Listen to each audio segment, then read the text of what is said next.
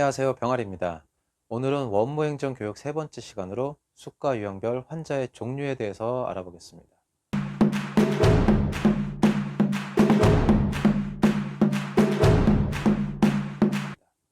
수가 유형 다른 말로는 재정별 환자의 종류입니다.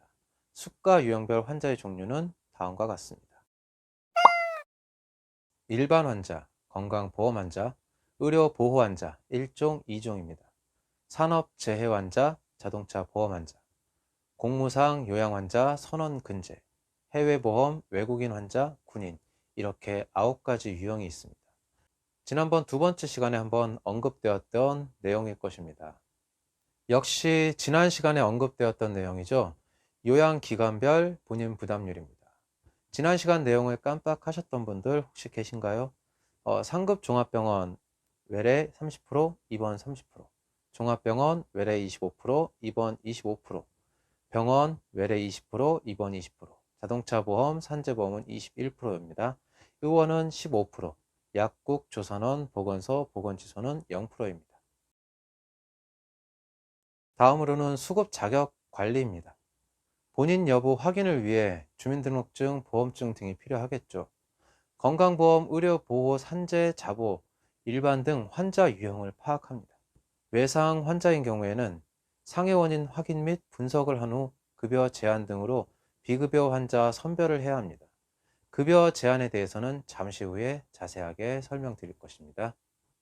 건강보험 확인은 수진자명, 주민등록번호, 그리고 자격 취득일, 증번호를 확인을 합니다.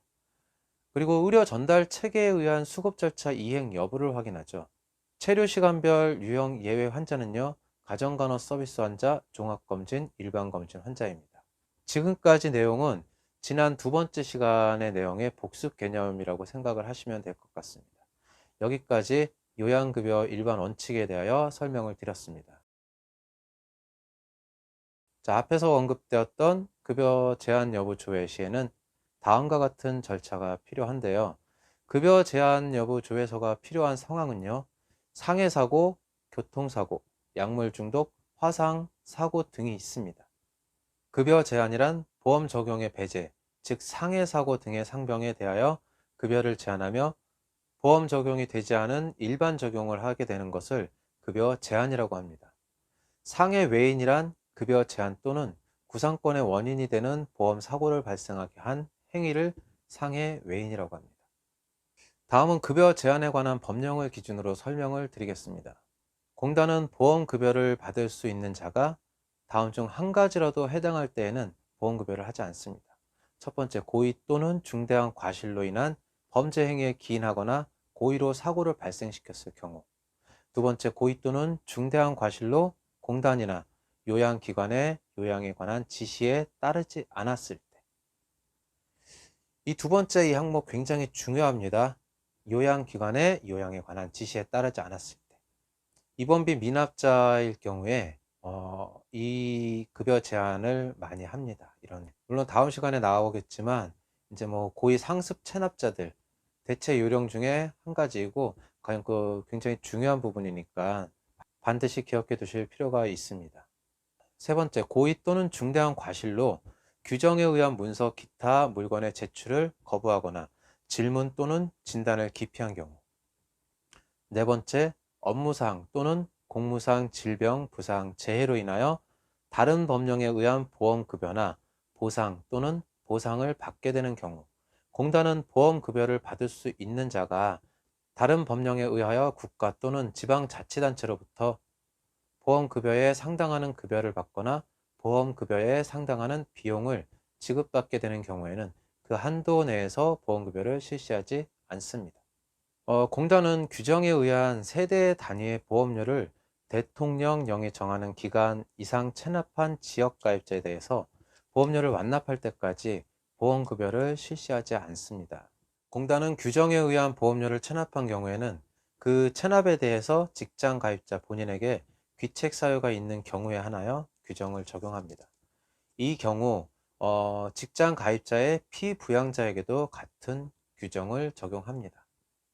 위의 규정에 불구하고 공단으로부터 분할 납부 승인을 받고 그 승인된 보험료를 1회 이상 납부한 경우에는 보험급여를 실시할 수 있습니다. 다만 규정에 따른 분할납부 승인을 받은 자가 정당한 사유 없이 2회 이상 승인된 보험료를 납부하지 않았을 경우에는 즉시 급여를 제한합니다. 보험급여를 실시하지 않은 기간, 즉 급여 제한 기간 중 실시된 보험급여에 대해서는 다음 중 하나에 해당하는 경우에 보험급여를 인정하는데요. 첫 번째, 급여 제한 기간 중에 보험급여를 받은 사실이 있음을 공단이 통지한 날로부터 2개월이 경과한 날에 속한 달에 납부기한 이내에 체납된 보험료를 완납한 경우. 두 번째, 급여 제한 기간 중 보험급여를 받은 사실이 있다는 것을 공단이 통지한 날로부터 2개월이 경과한 날에 속하는 달에 납부기한 승인된 보험료를 1회 이상 납부한 경우. 분할 납부 승인을 받은 자가 정당한 사유 없이 2회 이상 승인된 보험료를 납부하지 않았을 경우에는 그 보험급여를 인정하지 않습니다. 바로 급제가 걸리는 것이죠.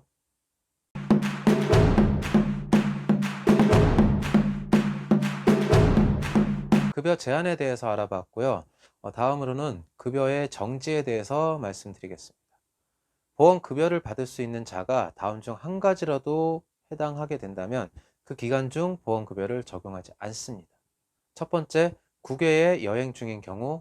두 번째, 국외에서 업무에 종사하고 있을 때. 세 번째, 교도소 또는 기타 이외에 준하는 시설에 수용되어 있는 경우 보험급여를 적용하지 않습니다. 급여 제한 여부 조회 결과에 대해서 알아보겠습니다. 첫 번째, 급여, 즉 의료보험 혜택을 완전히 받을 수 있는 경우입니다. 두 번째, 선급여, 병원비는 퇴원할 때 우선 의료보험 혜택을 받을 수 있지만 나중에 퇴원한 후에 조합 사후관리팀이 더 조사를 해서 만약 정상적인 의료보험 적용이 가능한 경우라면 그걸로 끝이고, 만약 제한이 필요한 상황이라면 병원에서 의료보험 조합에 청구해서 받은 돈만큼 나중에 환자 본인 또는 세대주에게 구상 청구, 즉 그만큼 돈을 더 내라고 날라오게 되는 것입니다. 예를 들면 만약 병원에 10,000원의 병원비를 지급을 했고 의료보험 혜택을 받아 병원에서 의료보험에 청구한 금액이 80,000원이라면 병원에 낸 돈 10,000원을 제외하고 80,000원에 대해 돈을 내라고 날아오는 것입니다. 세 번째, 제한. 말 그대로 의료보험 혜택을 받지 못하는 경우입니다. 네 번째, 7일 이내 회신일 없을 때는 선급여의 원칙을 적용합니다. 다섯 번째, 7일 내 퇴원 전 병원 임의의 선급여는 불인정으로 가장 조심해야 할 부분입니다. 상병 발생 경위 통보서라는 건 상해 외인의 선급여 후 재조사를 말합니다. 지금까지 습과 유형별 환자의 종류 등에 대해서 알아보았습니다. 시청해 주셔서 감사합니다. 병아리였습니다.